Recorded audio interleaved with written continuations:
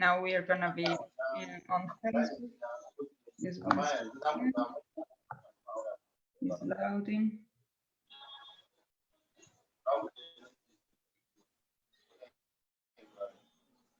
Now we are in Facebook. Hello, everybody. I'll try to set. Yeah. Yeah, as you wish. Both, it's okay. And thank you so much. Thank you so much, everybody, for being here.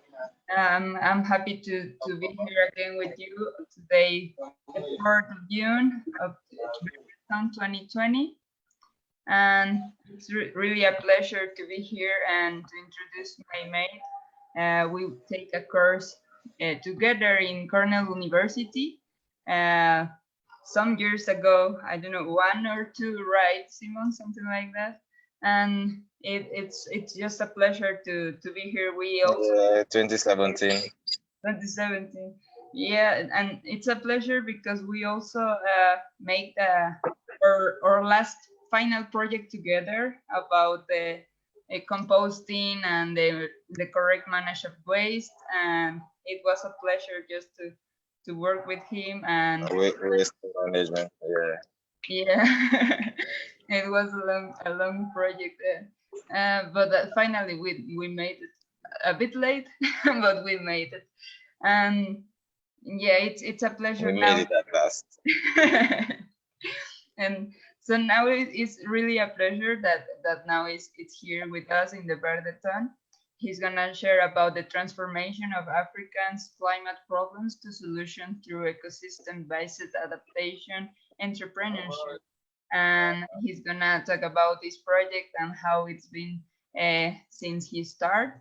So I'm gonna read about Simon just a bit, so you can know how amazing is his job and all that he is doing. And Mr. Simeon Akikayo is the founder of managing director of EBApreneur Solutions Nigeria. My friend, you correct me if I pronounce it wrong.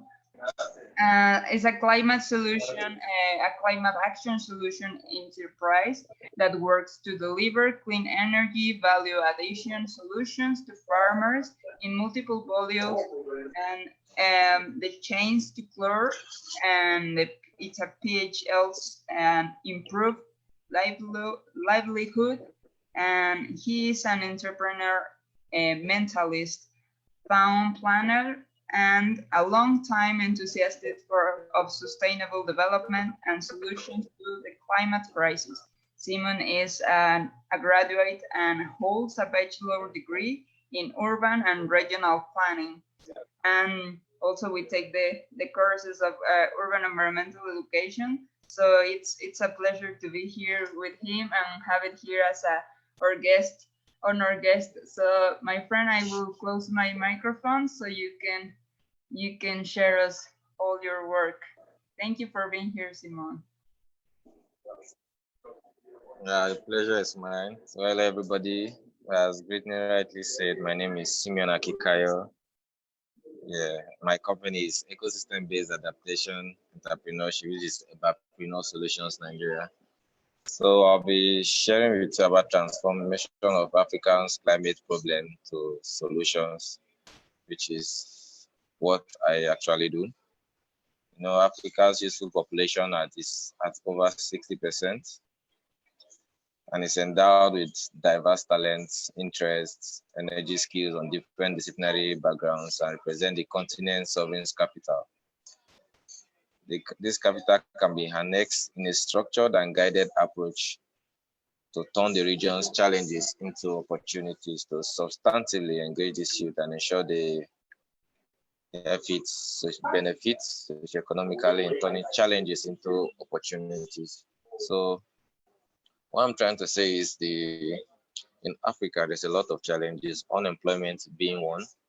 We have climate change, and we have poverty, which is also very strong in Africa.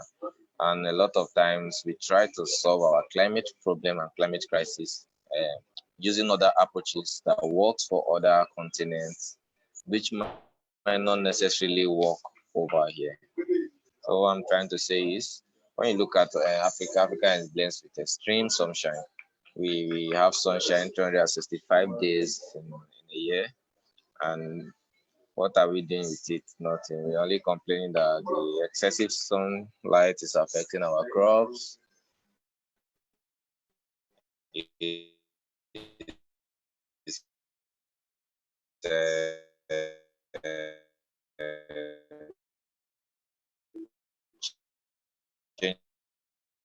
changing the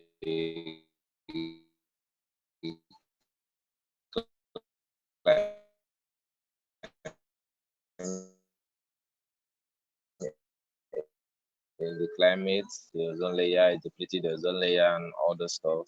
But then Africa should be thinking of the problem, which is why I say so. And our advocacies, we see that it's youth, and the youth are an issue. It's quite an issue.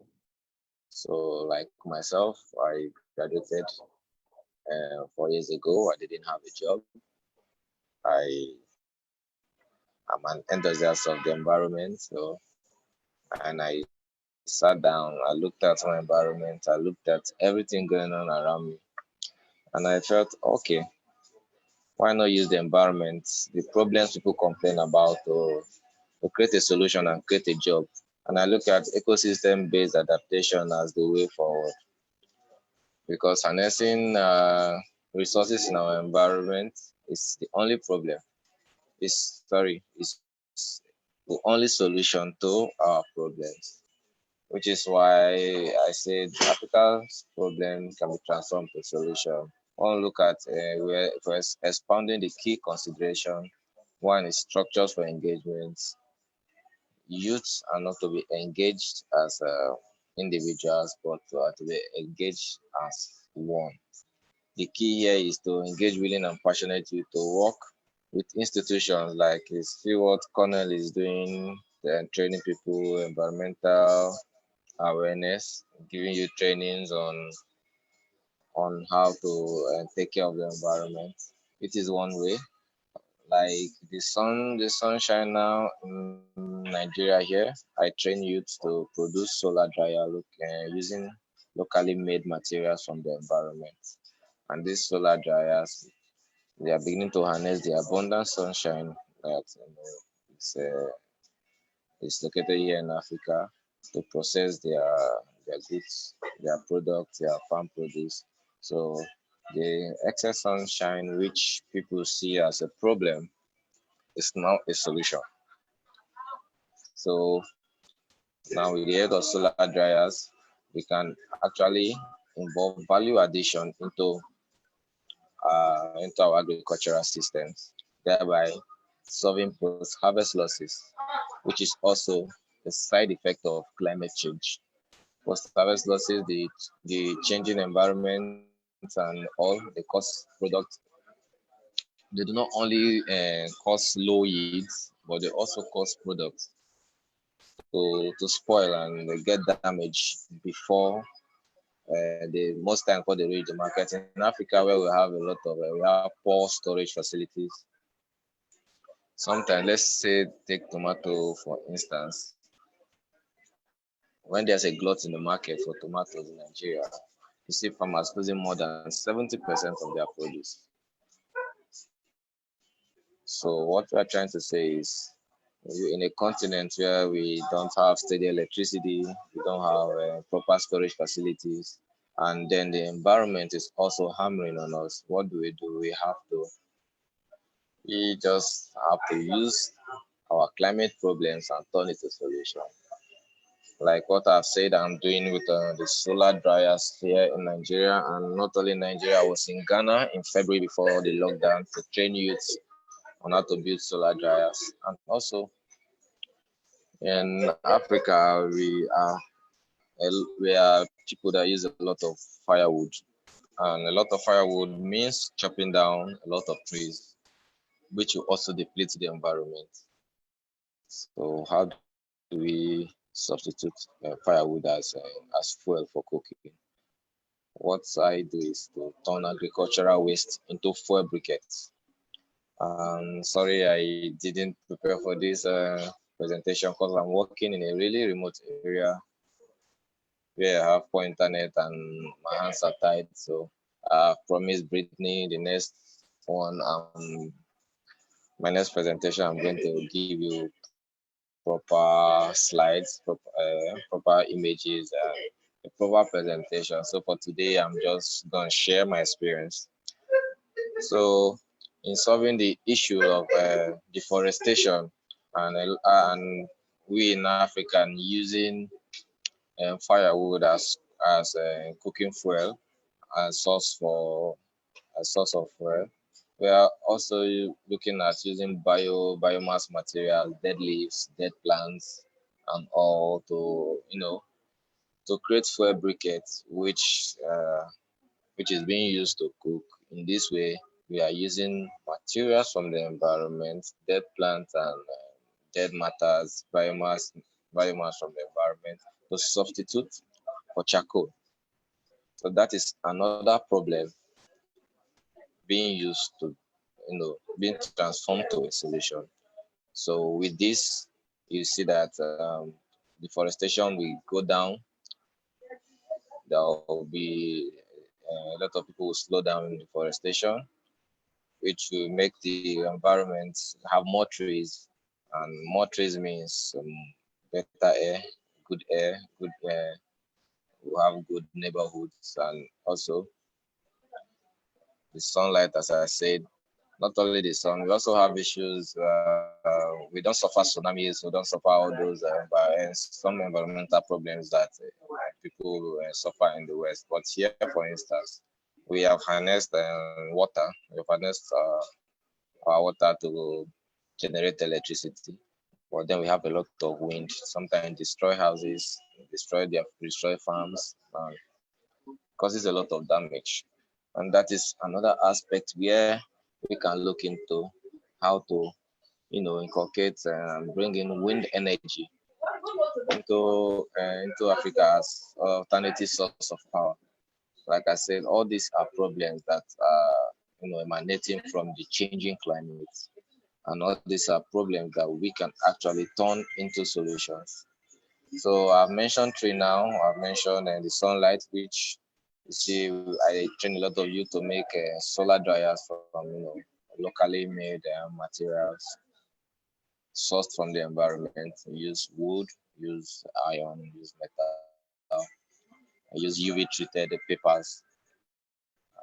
It's easily affordable, which is now solving a problem. And secondly, I talked about agricultural waste to briquettes and all of that. So, and one, I'm a believer in the sustainable development goals, but I also feel the fastest way for Africa to achieve the sustainable development goals is, is making it look like one that people will profit. By this, I mean in Africa, for instance, if you're telling somebody do not cut down trees or you have to plant more trees when you cut down, they'll be looking at it as they'll be looking at you like, what is in for me? What do I stand to gain? It's the same thing you tell them to not litter your environment. They actually don't see the message. They don't see the benefit in the messages. Most people, the millennials, those that have are advanced, those that are educated, but a lot of people in the villages and the peri-urban settlement, they are not educated and they don't get to understand what the SDGs is trying to address. So the best way which I have devised my own contribution is transforming these solutions into entrepreneurship opportunities. Like you look at when you tell people, okay, do not throw your waste away. You have to package your waste and dispose of it properly. And you tell them, you teach them recycling, you teach them upcycling. Those are environmental problems now being turned into solution. So you see a lot of upcycling. You see Unfortunately, I'm not sharing slides. I would have showed you pictures of what some colleagues are doing here, turning glass bottles and, and condemned laptops, motherboard into center tables, into furnitures, into accessories that can be used to beautify the home. So now people are beginning to use their waste as a business. They are recycling their waste, they are upcycling their waste into amazing furnitures and amazing accessories which people come to buy and beautify their homes and offices, which is also a problem being turned into a solution. Another is the issue of solar dryer. Nigeria is one of the highest producers of tomatoes, but we still import tomatoes in Nigeria, which is very, very heartbreaking. We still import a large chunk of our tomatoes in Nigeria here come from China, which this is tomatoes we produce here. It gets wasted here. We suffer post-harvest losses here, and then we still have to import tomato paste from China, which we spend a lot of billions of dollars yearly to bring this tomato paste to feed our people here in Nigeria.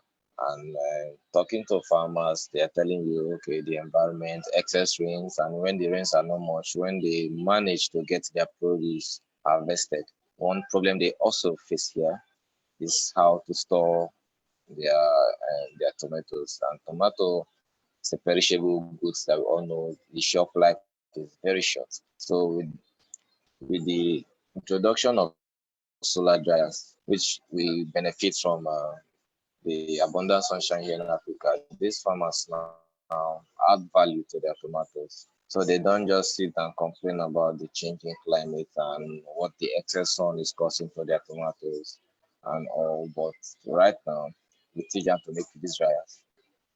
And then they sell the tomatoes as fresh tomatoes and the excess, which they don't have a market for, they now dry it and they make it to tomato powder, which when you cook in and you just add water, it comes back as the same value as a fresh tomatoes, which is now another environmental problem where farmers are going to, benefit from. This is like a value addition to their tomatoes. This is also what they have done with cassava, and they have done this with cassava and other crops. So this amazing, amazing work that we are doing here, trying to see how all these,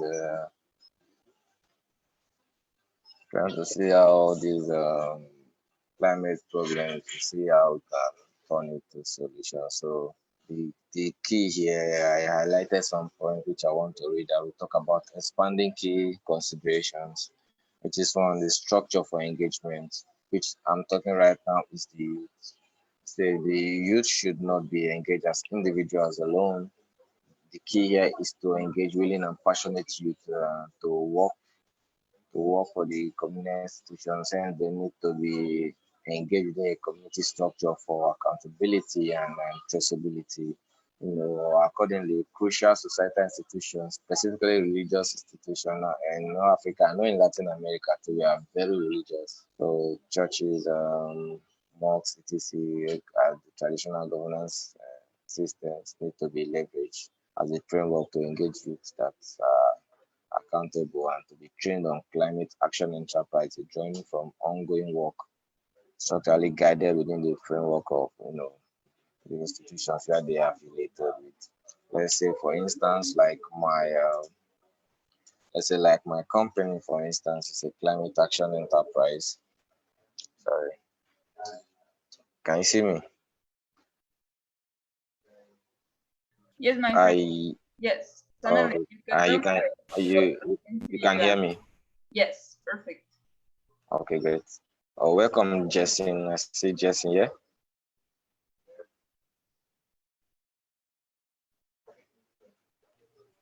Hello, my friend. Yerson. Okay. It doesn't work. So can I go on? Can I go on? Please, yes, please, my friend.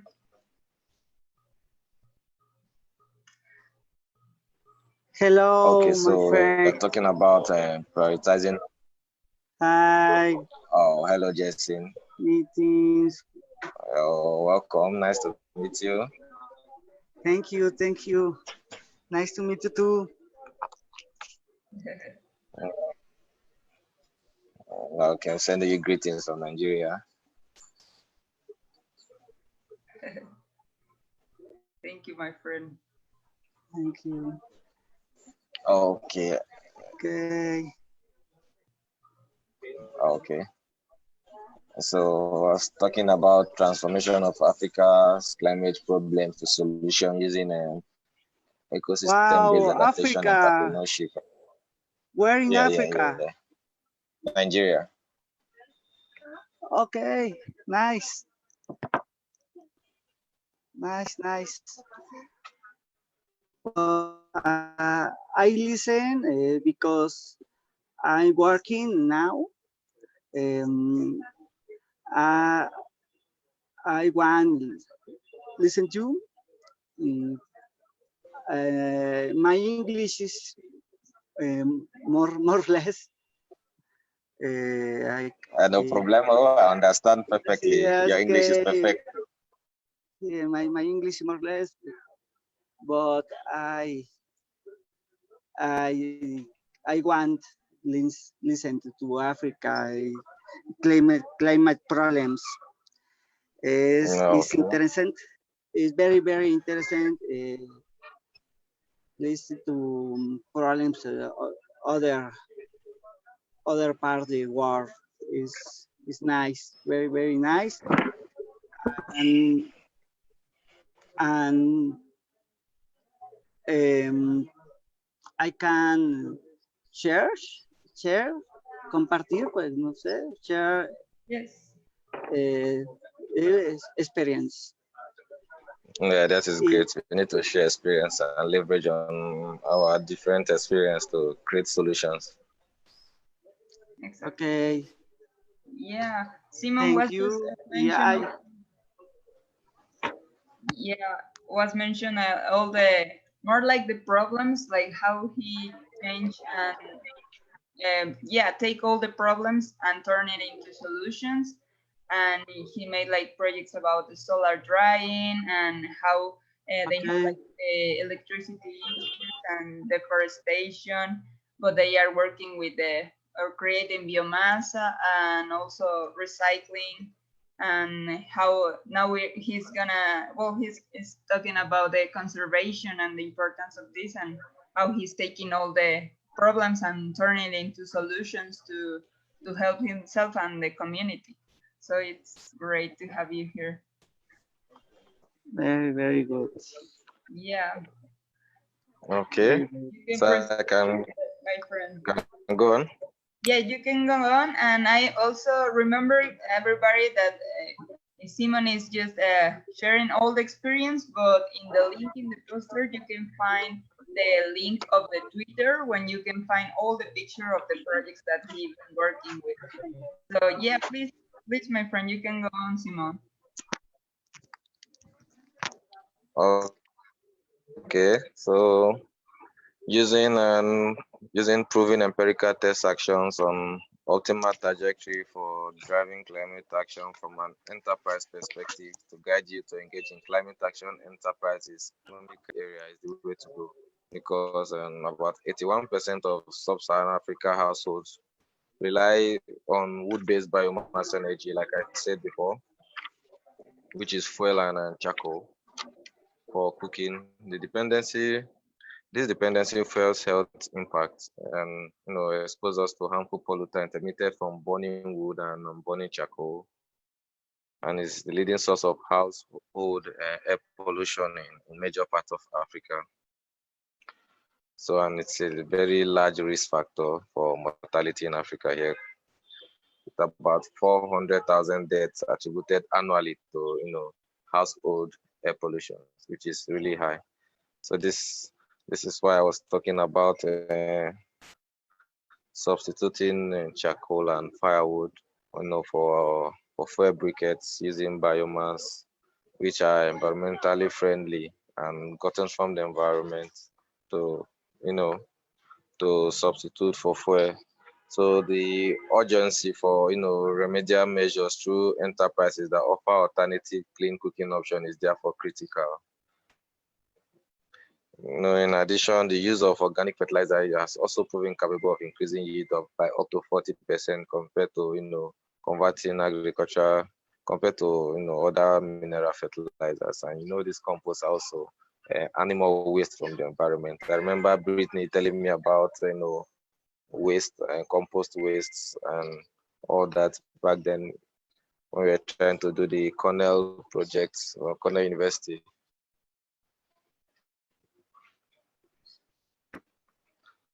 Hello? Can you still hear me? Yeah, sorry, I can hear you, but my micro was stuck.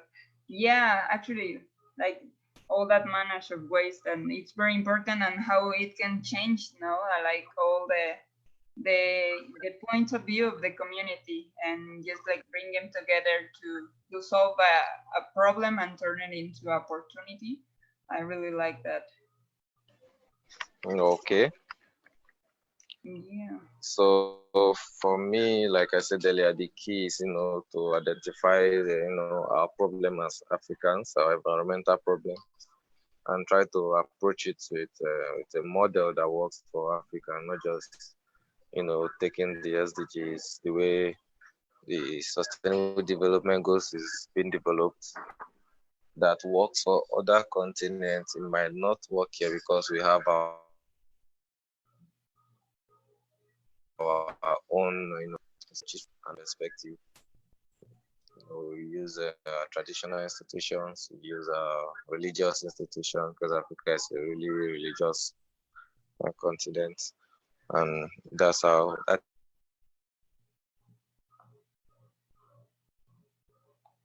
Wait, my friend, I just lost you. It got freeze. I lost you, my friend. This is the key for me to addressing, African worship. It's not food processors and solar dryers being cutting down trees to use substituted for.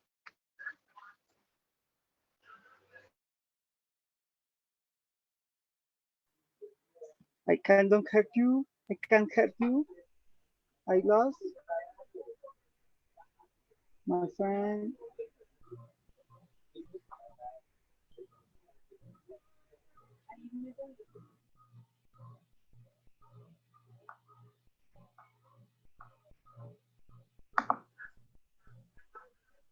Now we see you. Hello? Yeah, now we see you. It goes off, but now we see you, and we can hear you now. Okay. Well, I hope it's not too dark. I'm in a really rural place. Okay, so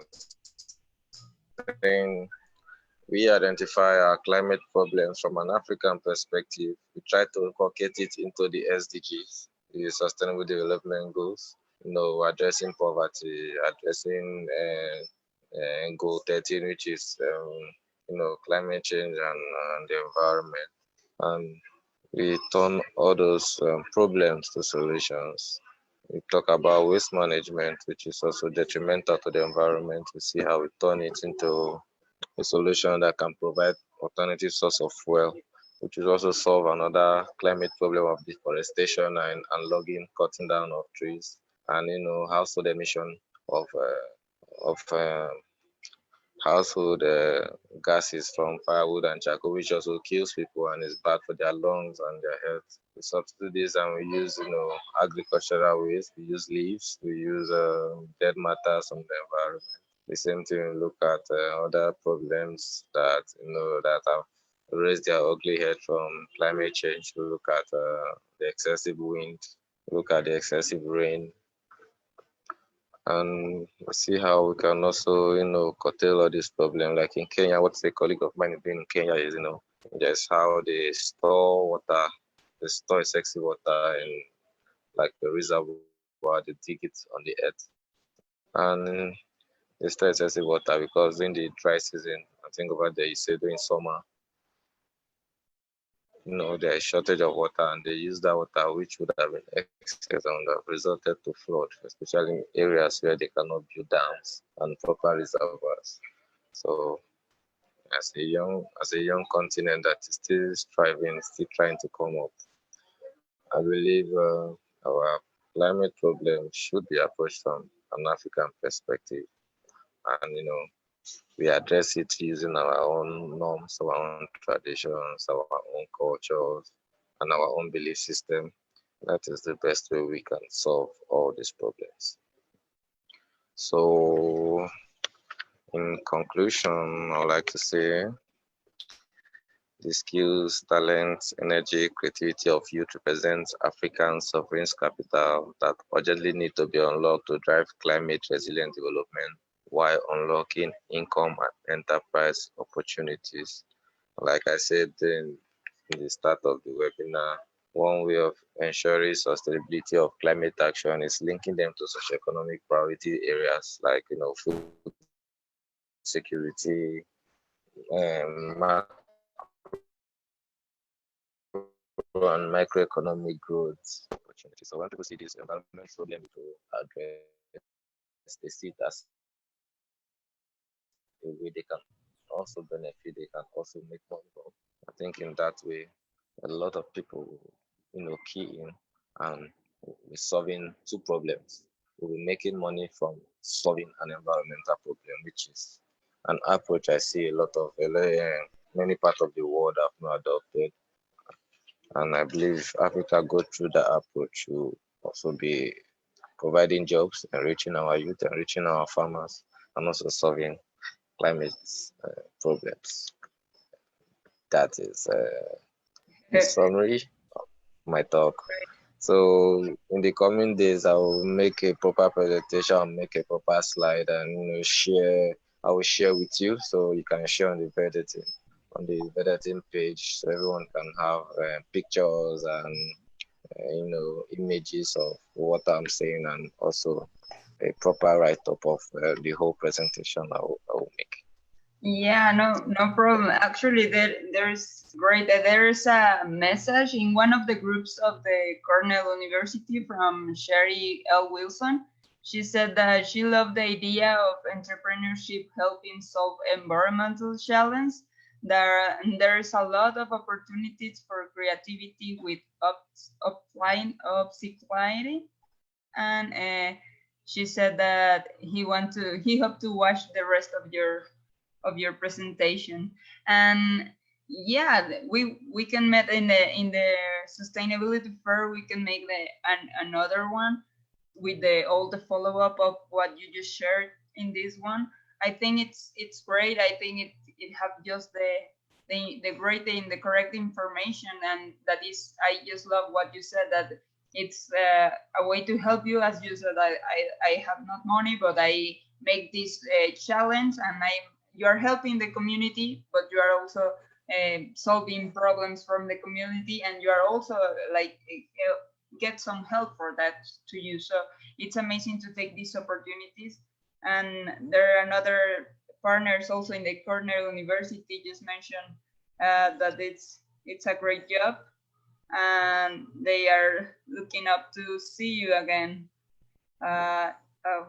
It goes away, but yeah, I will send you the message that we have in several groups, because I think it's just amazing what you just share, and the work that you are doing in your community to help them, and also to get all the problem and make it a solution. I think that it's what we need to focus on, right? We already know how all the problems, and how is the situation in all the well around the globe and global south, and how we need to a lot of opportunities. We have to take all this opportunity and all these errors or these, as you mentioned, no, like the deforestation, or some people said that the sun is a problem, but you take it as an opportunity to help the community. So I think that's what we need, and that's the message that we need to hear, and that must be shared, because we can make the change just taking the problem into solution. And I think that is just perfect. And also that you're working with the ecosystem and all the adaptation what we need to as an entrepreneurship and to the environment. So I think it's amazing. Thank you so much, Simon, for sharing this. I'm really, You're welcome. Thank you. Yeah. I'm glad to see you also. Yeah. And then remember that you have also, you can find all the link of the Twitter of the page of Simon. Correct me how I'm pronouncing it well. The EBApreneur Solutions. EBApreneur Solutions Nigeria. Thank you. You remember that you can find the link of the Twitter page, and you can see all the picture of the the dryer. When he mentioned to me, I imagine like a small dryer, but they are doing like gigant work. It's amazing, and you can just follow all the Twitter and all the projects that they have been doing with this. So thank you so much for sharing, Simon. I'm looking forward for the next one. Yeah, I can't wait to have all the message documented, and I make a proper presentation. Then I'll be in a good place to better internet, and I hope my laptop doesn't give me problem that day also. No problem. I totally understand, and I think that this was a proper presentation. Thank you so much, Simon. Really, there's a lot of message. It says, "Thank you." Oh, well, it's just thank you for sharing this. I think it's great. In the network kernel course, the last one from Ruwai Nishanta Gamaje. He says, thank you and happy Environmental Day. Yeah. Oh, today's what Environmental Day. I forgot. Yeah. Well, it's tomorrow, right? It's forward there also, right?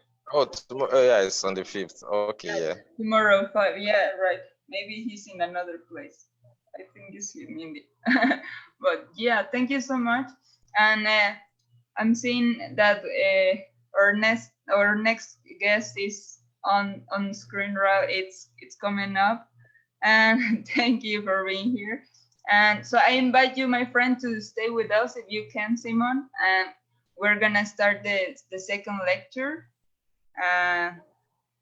She's arriving here, Elisa. Yeah, I can see her already, Allie Weller. Did I pronounce it right? Yes, hi. Hi, Aliza. Simeon. Hi. Where are you based, Simeon? Nigeria. Oh, wow. You probably know a lot more about the topic that I'm going to present on today than I do. I don't think so. Today I'm going to be co-presenting with a friend, Ian, who is just about to join. And he is the co-founder of an organization we created called Intelligent Play, in which we create professional development for environmental educators around the world that is based on using play and humor to strengthen environmental education. So he's based in Mexico and I'm based in Canada.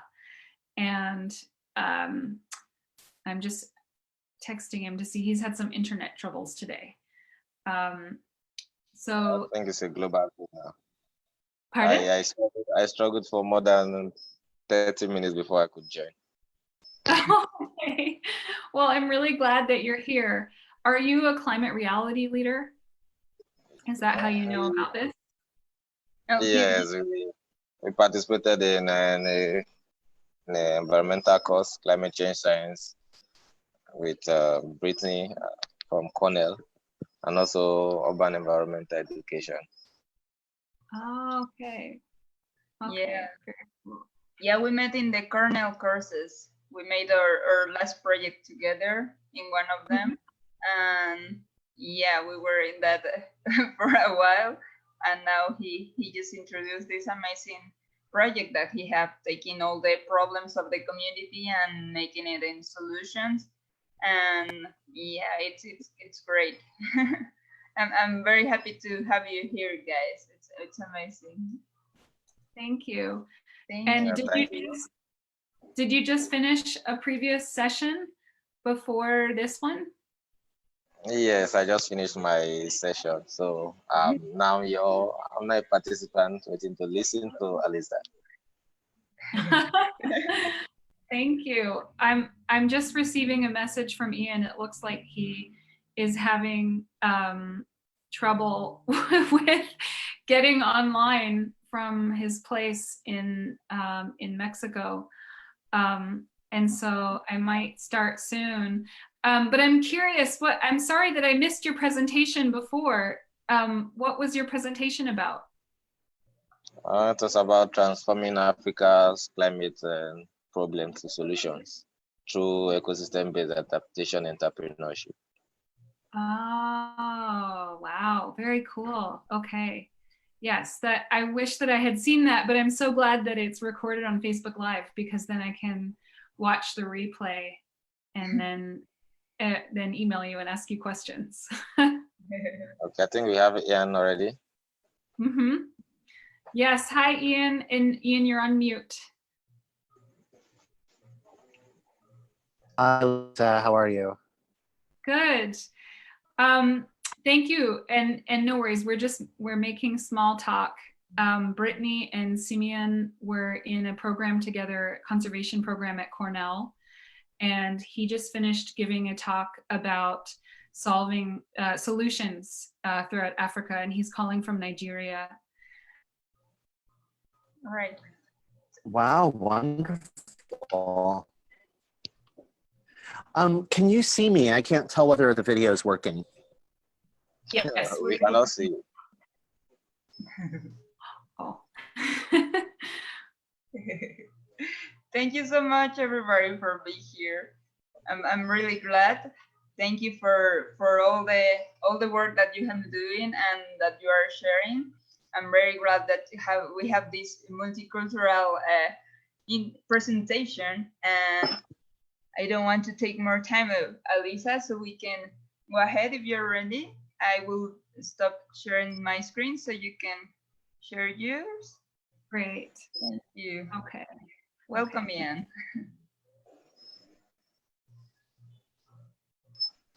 Oops. It's telling me that I cannot share my screen. It's saying you have to. Oh yeah, sorry. I think I just changed it. Let me see. It works. Yes, got it. Thank you. Okay. Thank you. Okay. Can you see my presentation? Okay. So today's presentation is about forestry and how this relates to global food systems and our future after COVID-19. It's the third presentation of 6 called 6 Ways Our Relationship with Food Must Change After COVID-19. My name is Allie Weller, and you can call me Allie. And I am the co-founder of a nonprofit called Intelligent Play, which I co-founded with Ian Signer, who is also here today. And I'm also a student of the Miyawaki method of afforestation. That is a method that can regenerate forests, 100-year forests, in 10 years. And I also create training for a tech company, and I am also a teacher of yoga and meditation. And I see personal growth as very related to the inner healing, is very related to the healing of the world and the work that we need to do together to make a difference. So I'd like to also introduce Ian, and I'll let you introduce yourself.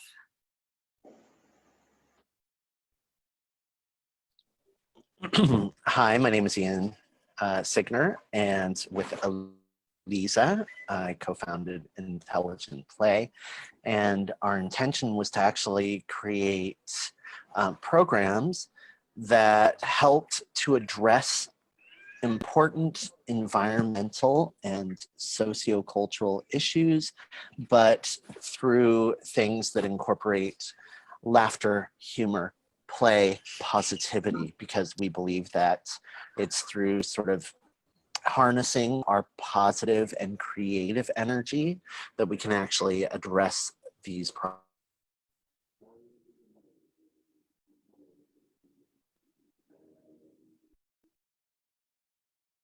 I lost sound from Ian. I don't know if that's my connection or his. Yeah, his, because I lost him here. It's like a freeze.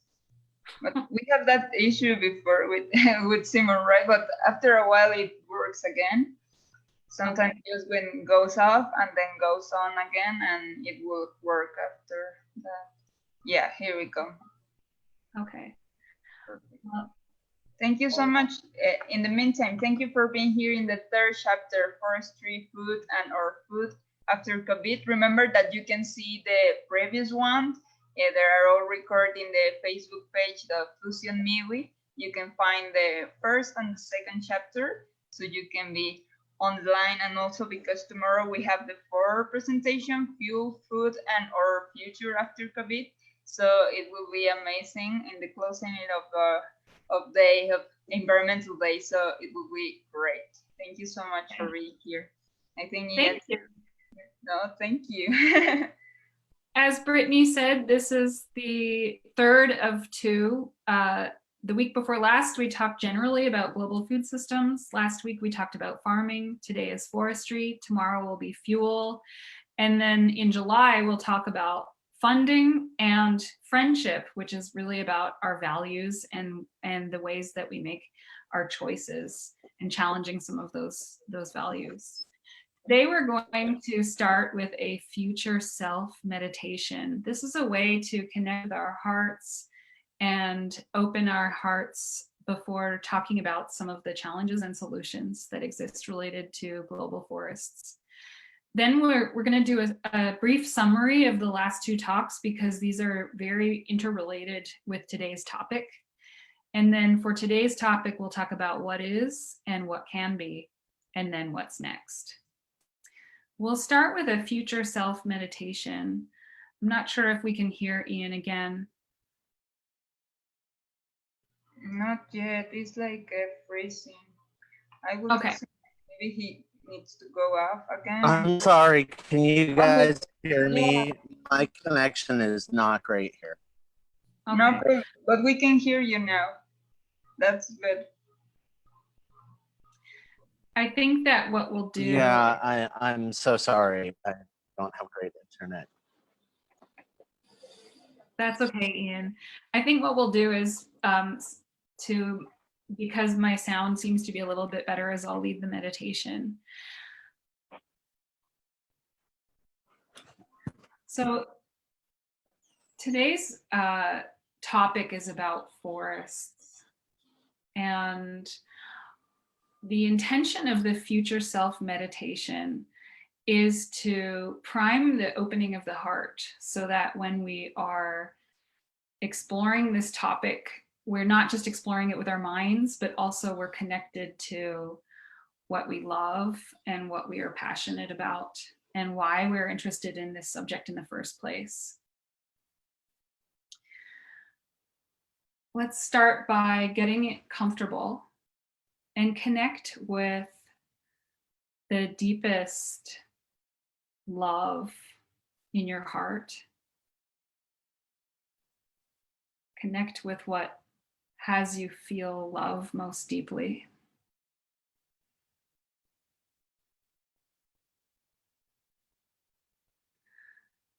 And you may notice that as you connect with your love, that you're also connecting with grief or sorrow.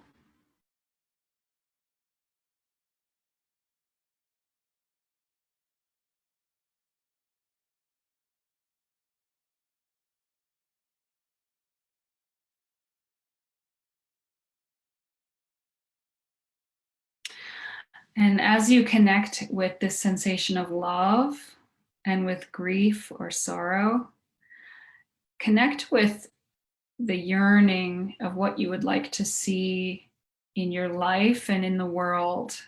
What is the grief or sorrow pointing you toward? What's missing that you would like to create or heal in the world?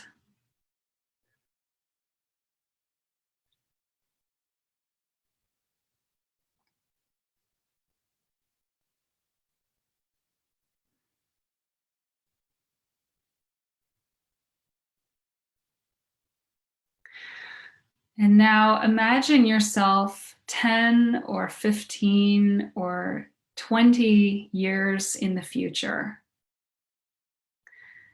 Imagine that you, the you of today, is meeting yourself in the future. And that future self is wiser and more experienced.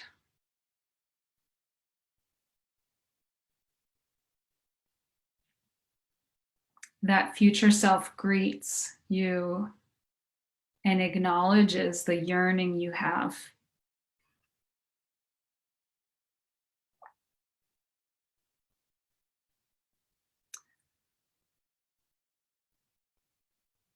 The future self shows you a way to create what it is that you are yearning for. And reassures you that you don't need to know all the steps that you will take over the next decades. You just need to know that it is possible to create the world you would like to see. And just because you don't know how to do it doesn't mean that you can't do it.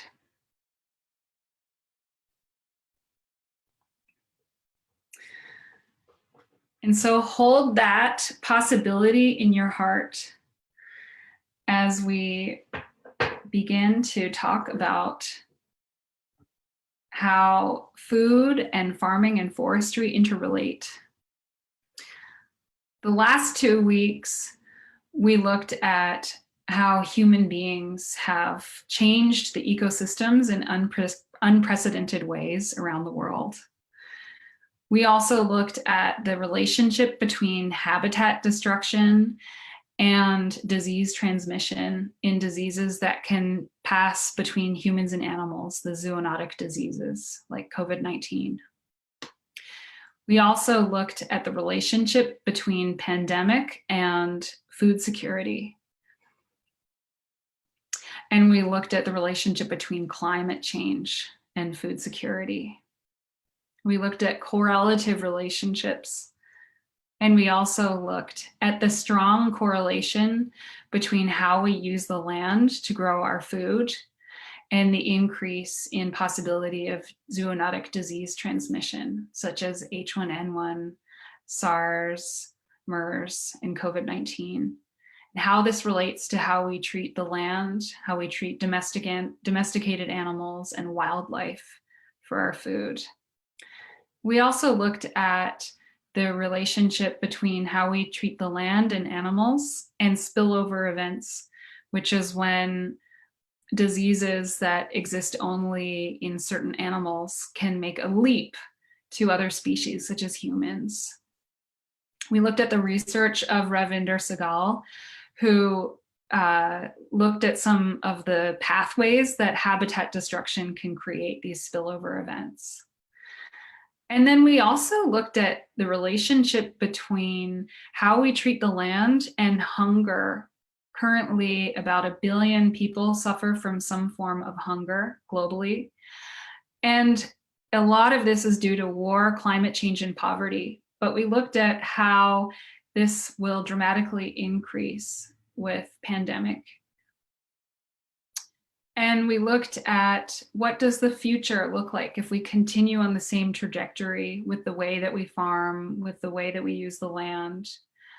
We looked at the need to potentially feed 2 to 3 billion more people as the human population climbs. And we looked at closer than 2050, as early as less than 10 years from now, what sort of food shortages we may have if we don't change the ways that we relate with the land.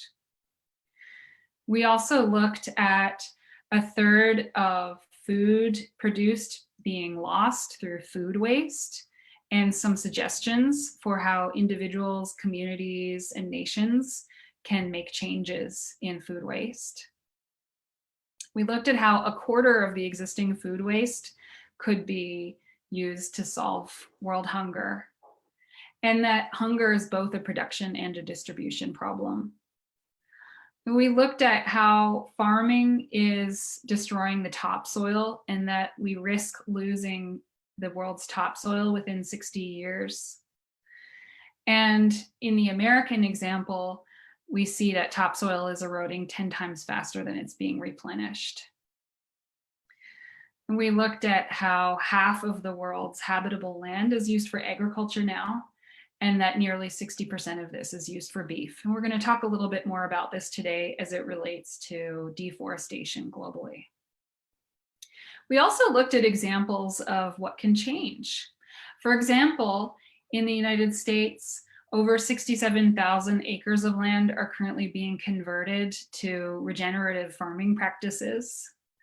And we looked at the 6 principles of regenerative farming and how these can be implemented. We explored this time now as being the UN decade of family farming, and how family farming can play a role in transitioning to regenerative farming practices. And we looked at the 7-pillar approach to family farming that is inspired by the 17 Sustainable Development Goals. And we looked at 2 examples who are applying some of these principles in northern Thailand and also in India. In Thailand, we looked at the Pun Pun project, which is a biodynamic permaculture farm that is, the goal of which is to create biodiversity. And we saw how their Pun Pun, which means 1,000 varieties, is creating relationships throughout northern Thailand and Chiang Mai to create cultures of enjoying biodiverse food, including relationship with the Chiang Mai University. We also looked at Navdanya, which was a movement created by Vandana Shiva. And now Navdanya has done some amazing things throughout India. They have created seed keepers and organic producers in 22 states across India. They've also helped set up 122 community seed banks and trained over 9 million farmers in seed sovereignty, food sovereignty, and sustainable agriculture over the past 2 decades. They've also helped set up the largest direct marketing, fair trade, and organic network in the country. And they've set up a learning center, the School of the Seed, or Earth University, on its biodiversity conservation land in Dune Valley. This movement very much emphasizes involvement and rejuvenation of indigenous knowledge and culture, and especially empowers women in the protection of biological and cultural diversity. So those are some of the success stories that we looked at the last 2 talks, and we're going to show more success stories today when we talk about global forestry in what is and what can be. Let's start with what is today. What we see is that nearly 1/3 of the land globally is covered in forest. That's about 4 billion hectares of land. In other words, there's around half a hectare of forest for every person on the planet. And just put into context, that's roughly half of the forest that we used to have before humans started cutting and burning the forests. Currently, 54% of the world's forests are in 5 countries: Russia, Brazil, Canada, the US, and China. Russia's forests account for about 20% of the global forests. Brazil has about 12% of the global forests. Canada has about 9% of the global forests. The US has about 8% of the global forests. China has about 5% of the global forests. And the rest of the world accounts for about 46% of the global forests. Here's a snapshot of what these forests look like. This is about, like I said, this is about half the forests that used to exist before humans started cutting and burning them. So this is tropical, boreal, temperate, and subtropical forests. Now we see that there are about 45% of the total forests are tropical, 27% are boreal, 16% are temperate, and 11% are subtropical. You can find all of this information in the Global Forest Resources Assessment that just came out, the 2020 assessment from the United Nations FAO organization. So a little bit more about these forests. 46% of the trees have been lost due to human activity since we started. Africa has had the largest annual decrease in forests in the last decade, followed by South America. 17% of the Amazon rainforest has been destroyed in the past 50 years, and the losses have recently increased in rate. And about 420 million hectares of forest have been lost worldwide through deforestation since 1990. What this graph shows is that some of the forests have actually increased. Reforestation has occurred in Asia, Oceania, Europe, and a little bit in North and Central America, while South America and Africa have continued to lose a lot of forest over the last decades. You see that if you look at Asia, the tallest pillar is light green and the second tallest pillar is dark green. The code here is per decade. On the next slide, I'm going to show you how much of that forest is native species, plantation, and how much is introduced species. So what you can see here is that the light green is introduced species and the dark green is native species. So Africa has introduced a lot of species, so has Europe, so has Oceania, so has South America. North and Central America have reforested the most native species. And globally, it's a little bit more on the balance of native species in reforestation. This is a graph that shows the proportion of forest in protected areas as of 2020. So Africa has nearly 30% of their forests protected. Asia has 25%. Europe has the smallest percentage. And you can see that South America has the largest percentage of protected forests. What we also see is that animal agriculture is the largest driver of deforestation worldwide. Soy is the second largest agricultural driver of deforestation worldwide. And nearly a third of global biodiversity loss to date is linked to animal agriculture, unfortunately. We see that just 4 commodities are responsible for most of tropical deforestation. These are beef, soy, palm, and wood. Livestock is linked to about 75% of the deforestation to date in the Brazilian Amazon rainforest. And just a small percentage of the actual forest fires that are so much in the media are actually caused by natural disaster like lightning. 96% of forest fires are human caused. And these are mostly part of deforestation initiatives for beef, soy, and palm. As of August 2019, more than 80,000 fires burned in the Amazon. Last year's wildfires were very much in the media. About 38 million hectares burned. And I'll show you what that actually amounts to globally. We heard a lot about Australia. They had the most fires last year at almost 17 million hectares. The Amazon came in close second with 12 million hectares. The Arctic had just over 8 million hectares throughout Siberia, Greenland, Alaska, and Canada. And sub-Saharan Africa had over 1 million hectares of forest fire. Asia, and it's actually estimated that this is an underestimation and that the true number in sub-Saharan Africa is not actually known yet.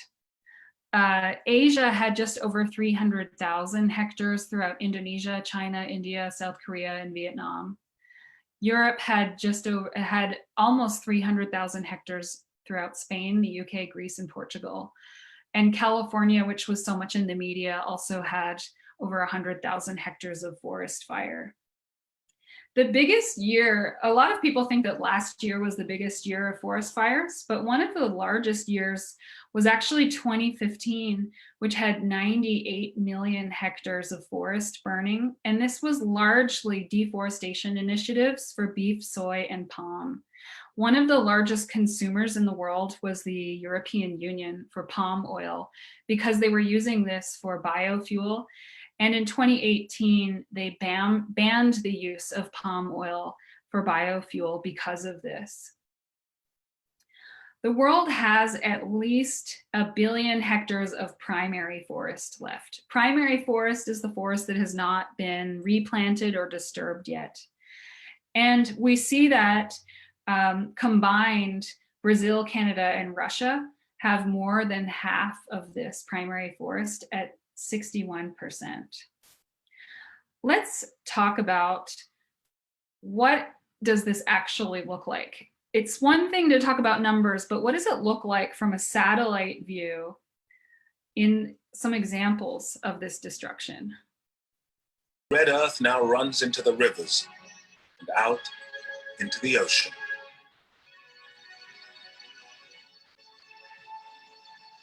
It looks like Madagascar is bleeding.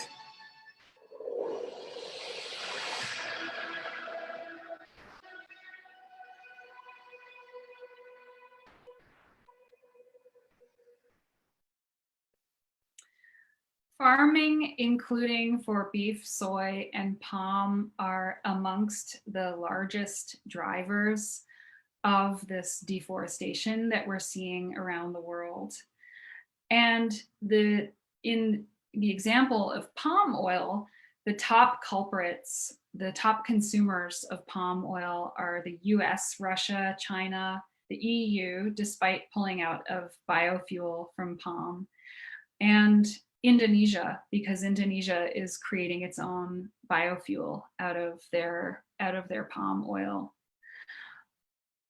What we have seen is that last year was a very big year for deforestation in countries like Indonesia, especially in Borneo.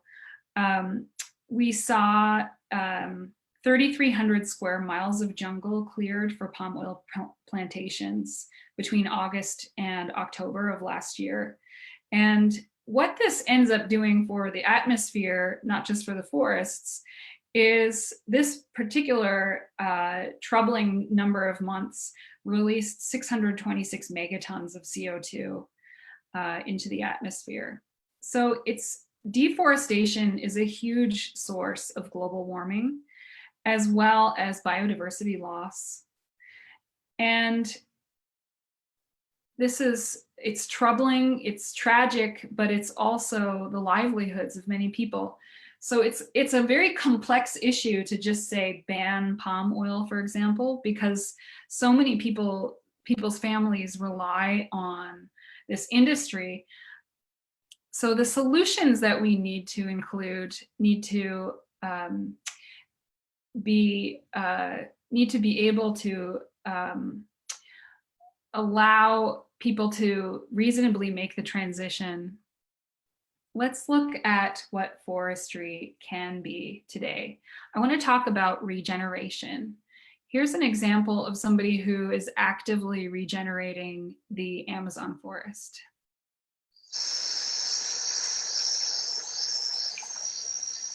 This is the story of how one man grew his own rainforest When he started, the trees on this land had been cut down for farming. And it took him 40 years to restore them. Very few people have ever achieved a transformation like this. He's grown a tiny oasis in a sea of development.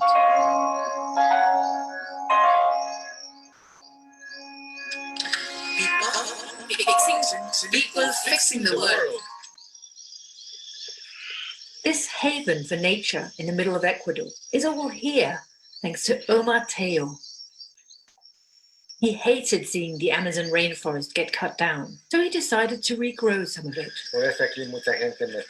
People thought I was mad, but I've watched this whole paradise disappear to the point where seeing a wild animal alive is a luxury. All the big trees are gone, except for the ones in completely inaccessible places.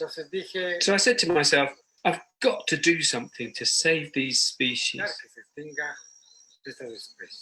And so 40 years ago, he bought this land and set about replanting it. He gave up his job as an accountant and scraped by with little money to work full-time in the forest. He found rare seeds and cuttings from deep in the Amazon basin and replanted them here. Eventually, the wildlife started coming back too.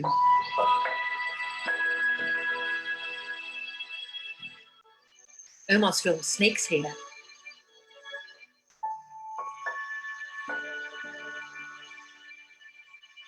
Brightly coloured bees. You can find the most spectacular things in the forest. The bees aren't gathering nectar, they're gathering perfume. But Omar's forest stretches just a few hundred meters each way. And the land around it is being developed. Even the road leading to the forest is being paved. But now, Omar's helping others to do what he's done. He's traveled to a village 100 kilometers away to advise this farmer how to regrow a forest on his land.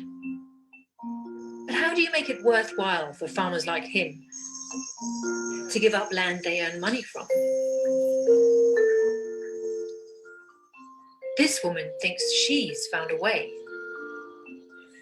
She's asking people who are worried about climate change to pay farmers in the Amazon to restore their land. Our idea is that anybody around the world can sell anything that promotes the restoration of an ecosystem. Sort of as if you hire someone to come clean your house or to come fix your foundations from termites or whatever. It's not something that brings you, something tangible. It's a service that brings you the sensation that your house is not going to fall. So this is kind of the same idea, but with a bigger house, which is the planet. The farmer Omar's advising now gets $250 a month in return for restoring this patch of land. I couldn't see any way to make money from it, but my dream's always been to preserve the forest. Omar is one of the only people in the world ever to have done this. His role in this project is to share his knowledge. The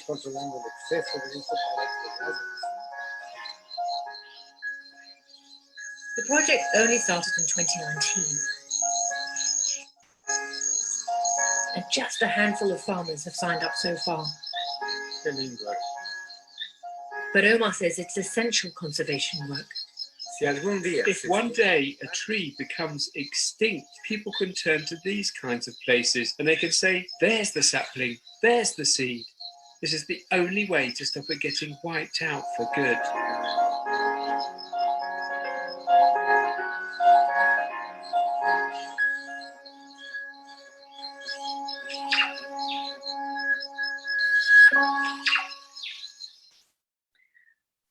There are micro initiatives like that one around the world, and I'm going to talk a little bit about some of the different ways that people are growing forests, but not everybody is able to grow a forest or contribute to growing a forest.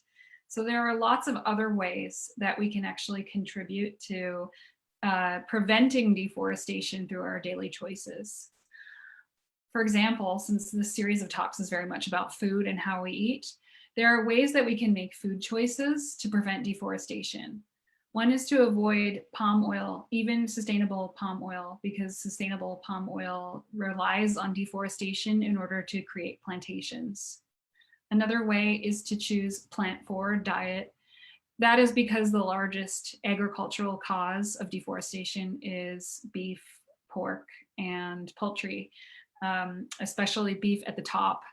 And so by reducing the amount of meat that we eat, we're also reducing the causes for farming soy, and, which is the largest contributor to feeding livestock. And soy is the second largest agricultural cause of deforestation globally. Also, we can eat more variety. 75% of the world's food supply comes from just 12 plants and 5 animal species. Then we are contributing to biodiversity. There are more suggestions on the World Wildlife Fund's Off Our Plates website, if that is something that you feel called to pursue. A little bit more on this agricultural piece, just to show you what the numbers actually look like. Animal agriculture accounts for 5% of global anthropogenic carbon dioxide emissions and represents 44% of anthropogenic methane emissions that is caused by human activities. And it also comprises of 44% of nitrous oxide emissions. Both methane and nitrous oxide are far more potent greenhouse gases than carbon dioxide. And it makes up a total of 75 to 80% of total agricultural emissions. Now, the livestock sector is also one of the leading drivers of global deforestation, as I've said, and especially we see this 75% of historic deforestation in the Brazilian Amazon, as we said before. So this graph shows you how much you could reduce your greenhouse gas emissions if you switch to a plant-forward diet. Let's look at some solutions. This is what we summarized in the beginning of this talk when we looked at the solutions from related to farming and global food. I'm going to look at 4 main solutions. The first of which is land regeneration projects. Especially I want to highlight the work of John D. Liu, who was a journalist who became a land regeneration advocate. And there is a great movie that you can watch called What If We Change? Hope in a Changing Climate. He says that it's possible to rehabilitate large-scale damaged ecosystems, and this documentary highlights a number of examples throughout China, Africa, South America, and the Middle East, where large tracts of lands were actually regenerated. Even desertified lands have been regenerated to become forests. I'm going to send some, this is Dr. Liu. I'm going to send some links in the Zoom chat or on the Facebook page to show you some of this work. But here's an example of an area of land that was regenerated right at the edge so that you can see the contrast between the desertified land and the regenerated land. Regenerative farming also is a huge way that we can transition out of the type of farming that erodes topsoil and also requires deforestation. And there are 6 core principles that we looked at in the second talk, which relate directly to being able to slow and stop deforestation. These principles involve paying attention to context, because each region needs to have solutions applied differently, minimizing soil disturbance, so not tilling, maximizing crop diversity through permaculture and biodiverse methods of farming rather than monocropping, keeping the soil covered with mulch, and then maintaining a living root system, which relates to no-till. And finally, integrating livestock is something that has been used in several regenerative agriculture approaches, so that we're not just having a feedlot over here and a feed crop that feeds grazing animals, but it's integrated. And these are inspired by the 17 Sustainable Development Goals, which were created in 1992 at the the Rio de Janeiro Earth Summit. I also want to draw attention to the 7-pillar approach to sustainable development goals relating to family farming, which was created by the Food and Agriculture Organization of the United Nations. And this is part of that regenerative farming approach during the decade of family farming. Regenerative afforestation is also an approach to restoring the forests of the world. A Japanese arborist named Miyawaki pioneered a method in which you can grow 100-year forests in 10 years. And A-Forest was a company that began inspired by the Miyawaki method and has grown many forests since then. Miyawaki himself has trained people all over the world and has planted in 1,700 areas around the world, including 1,400 sites in Japan, as well as in Borneo, the Amazon, and China. And this method requires planting native trees. His methods have planted about 40 million trees globally. And since 1978, he's contributed to vegetation surveys in Thailand, Indonesia, and Malaysia. So creating seed banks and regenerating trees that had been extirpated from certain regions. He actually created a seed bank that has more than 10 million different seed species saved. This method requires that you start with the ground and you make sure that the ground has bacteria that is biodiverse. 2,000 plus species of bacteria is a healthy soil, plus mycorrhiza, mycelium, mushroom rhizomes through the soil. And the soil needs to be covered with mulch. From the ground up, you then create a shrub layer, a sub-tree layer, a tree layer, and a canopy layer. And when you design this right into the initial forest that you create, you can actually accelerate, using 5-layer succession, the rate of growth of these trees. A-Forest has used this method to produce 10 times more growth, 30 times denser forests, 100 times more biodiverse, and of course 100% organic. And they've done this to create 138 forests in 10 countries, in 44 cities, planting over 400,000 trees, which is an order of magnitude less than Miyawaki in his lifetime. And we need more people doing this work.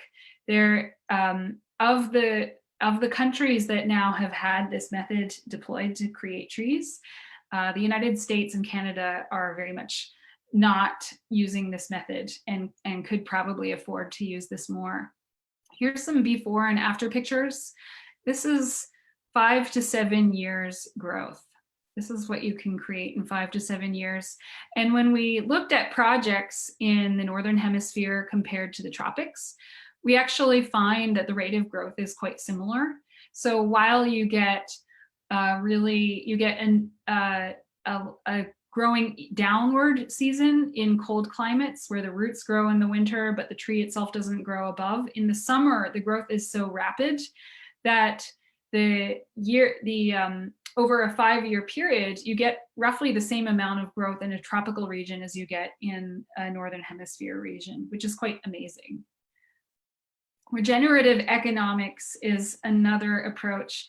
Funding all of these different projects requires imagination and a change in how we think about our economic practices. One case study that I want to mention is Bhutan, who partnered with World Wildlife Fund to create a very unique way of funding their forest conservation. Bhutan has designated more than half of their territory as national parks and reserves, and 9% of the land as wildlife corridors linking protected areas. And this network of protected areas is called the Bhutan Biological Conservation Complex. The country was not able to fund all of this project over a 10-year period. So they partnered with World Wildlife Fund to create a very unique way of bridging the funding gap. And I'm going to show you a short video that highlights how they did that. Our planet's beautiful and life-sustaining ecosystems. They provide rich biodiversity, reduce carbon, and provide income, food, fuel, and water for over 1 billion people.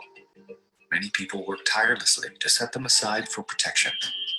Sadly, the work doesn't always end there. Illegal logging, wildlife poaching, climate change, and more can invade and destroy the places people worked hard to protect. Global cost to properly manage these areas so that threats are minimized, eliminated, or avoided is nearly $2.5 billion a year.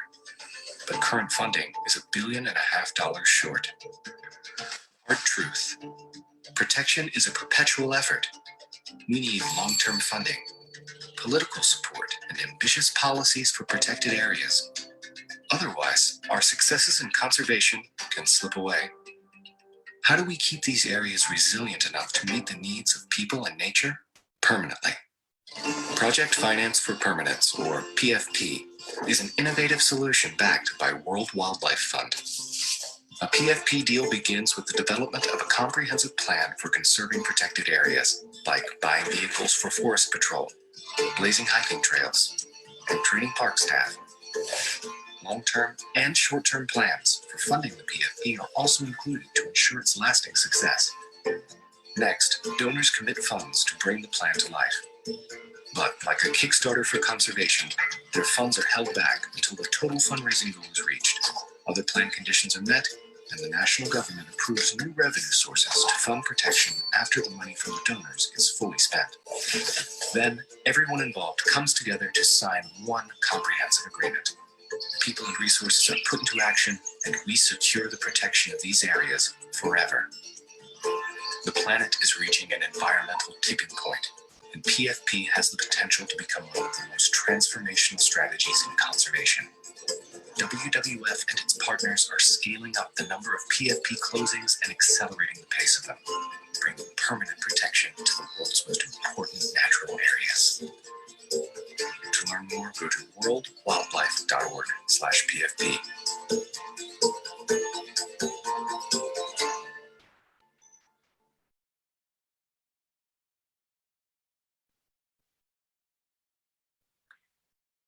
With this model, we see that over a 14-year period, the funds are used to fund conservation of lands that cannot be used for natural resource extraction because they're protected.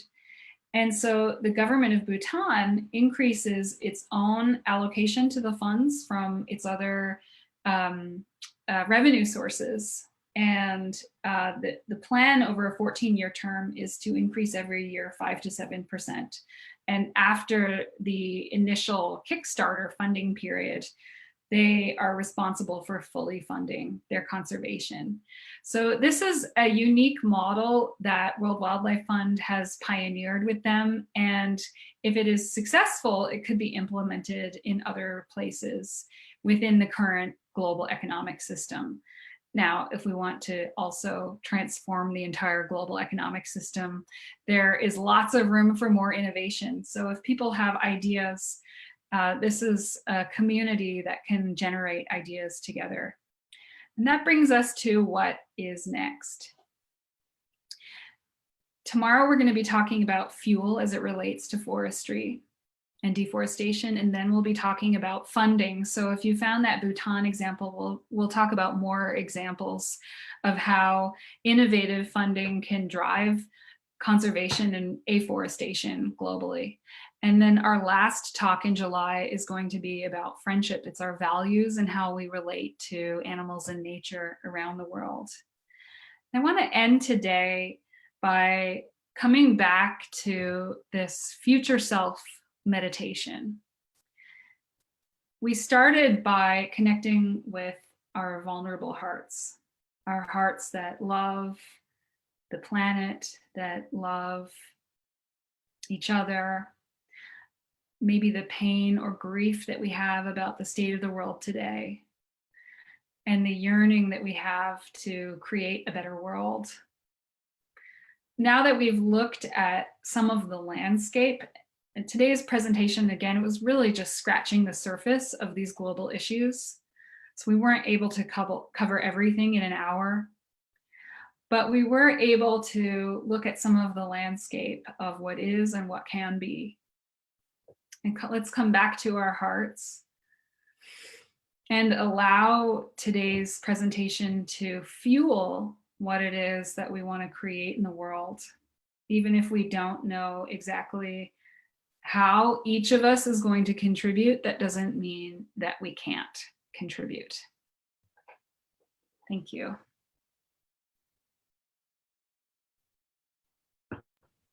Thank you so much, Alisa. Thank you, Ali. It's beautiful. I just want to bring up this, what you mentioned, that, well, the restoring also, it's like amazing. And it's our amazing work, what they are doing in Ecuador and so on. Also that you bring up the, well, in Indonesia, how is the situation and how they are working. I recommend you to watch to all that follow this. You can find the movie. It's called Lion. No Lion. I will put it there. But it's exactly about what is happening in Indonesia and so on. And also that you mentioned about the avoid the palm oil and avoid the soil.